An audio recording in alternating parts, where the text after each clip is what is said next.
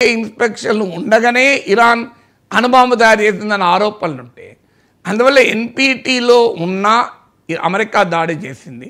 గతంలో అమెరికాతో nuclear deal కుదుర్చుకుంటే ట్రంపే ఏకపక్షంగా వెళ్ళిపోయాడు.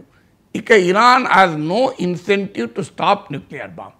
సో అందువల్ల ఇరాన్ ఈ 400 కిలోల ఎన్రిచ్డ్ యురేనియం సురక్షిత ప్రాంతాలకు గనక తరలించగలిగితే ఇప్పుడు ఇరాన్కి అర్థమైంది కూడా నార్త్ కొరియా ఎలా కాపాడుకుంటున్నాడు కిమ్ తన ప్రభుత్వాన్ని తమ దేశాన్ని అణుబాంబుల వల్లనే కాపాడుకుంటున్నాడు.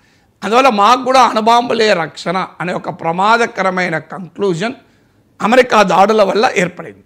అందువల్ల there is every possibility Iran తన న్యూక్లియర్ కార్యక్రమాన్ని కొనసాగించే ప్రమాదం ఉంది.